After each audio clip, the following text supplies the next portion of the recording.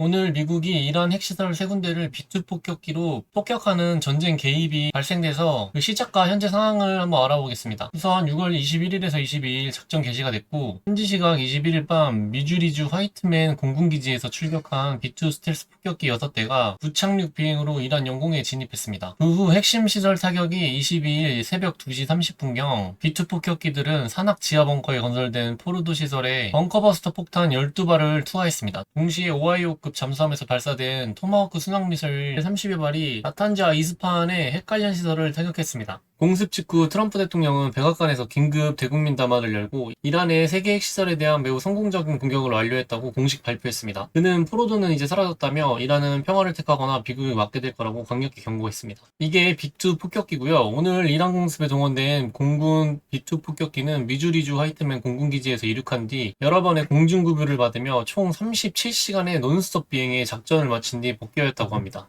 양국의 공식 입장을 보면 미국은 공격은 성공적이었으며 이는 계획된 전부다. 우리는 정권 교체를 원하지 않는다는 입장을 외교 채널을 통해 이란에 전달하며 확전 자제를 유도했습니다. 이란은 공습 사실을 즉각 확인하며 유엔 헌장과 국제법에 대한 심각한 위반이라고 맹비난을 했습니다. 또한 핵심 장비는 사전에 옮겨 결정적 피해는 없다고 주장하며 보복을 천명했습니다. 그 후 이란은 유엔 안보리 긴급회의를 요청했습니다. 어떻게 보면 좀 도와달라는 해석으로 표현될 수 있습니다. 이란의 보복과 국제사회의 움직임을 좀 보면 이란의 1차 보복은 이란은 미국 공습 발표 몇 시간 뒤 미군 기지가 아닌 이스라엘 중북부 지역을 향해 다수의 탄도미사일을 발사했습니다. 텔아비브 등 주요 도시에서 사이렌이 울리고 인명피해가 발생했습니다. 이는 미국의 개입에 대한 직접적인 책임을 이스라엘에 묻겠다는 의도로 풀이됩니다. 다행히 미국을 향한 보복 미사일 같은 경우는 아직 이루어지지 않았습니다. 그리고 외교전에 돌입해서 외국에 좀 도움을 요청하고 있어요. 이란은 유엔 안보리 긴급회의를 소집하는 한편 외무부 장관을 러시아 모스크바로 급파해 동맹규합에 나섰습니다. 국제사회 반응은 유엔은 매우 위험한 학전이며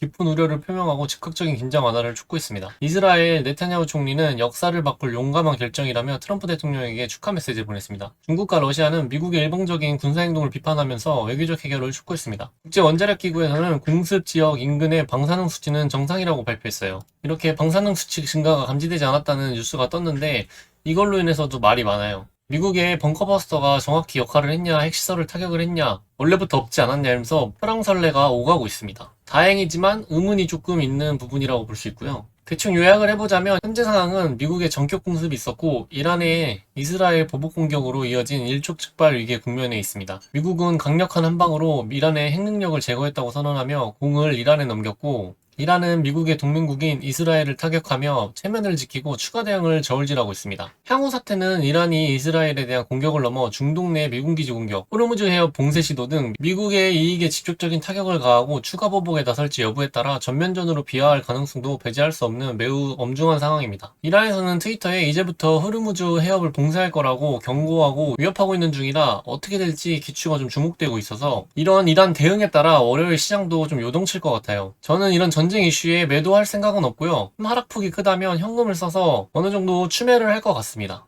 월요일날 당연히 WTI는 상승하고 증시는 하락할 걸로 예상되는데 그 하락의 폭이 너무 크지는 않을 것 같다는 제 생각은 있고요. 너무 크다면 말씀드렸다시피 추가 매수할 생각이고 매도할 생각은 없습니다. 하락한다고 해도 이번 주나 2주 안으로는 어느 정도는 상황이 그렇게 더 나빠질 것 같지 않다고는 생각하고 있어요, 저는. 전쟁이야 어떻게 될지 모르는 변수들이 많지만 이스라엘과 미국이 워낙 좀 강력하다 보니까 이란으로서는 어쩔 수 없이 협상에 좀 나설 것 같다라는 게 제 생각입니다. 이런 제 생각이 다 틀린다고 하더라도 전쟁의 이슈는 그렇게 길게 증시를 잡고 흔들 만한 위협은 아닌 것 같고요. WTI가 상승해서 물가 상승을 불러와서 인플레이션으로 인해서 금리 인하 가능성이 점점 더 멀어지면서 그런 여파로 이제 좀 더 충격은 있을 수 있지만 결국에는 해결될 수 있는 이슈들이라고 저는 생각하고 있고요. 잠깐 팔고 시장을 떠나겠다는 분들도 많은데 전쟁 이슈로는 생각보다 그렇게 증시를 잡고 뒤흔들 장기적인 뉴스가 된 적은 아직까지 없기 때문에 좀 계속 상황을 지켜보면서 적당한 대응과 하락폭이 크다면 적당한 추가 매수는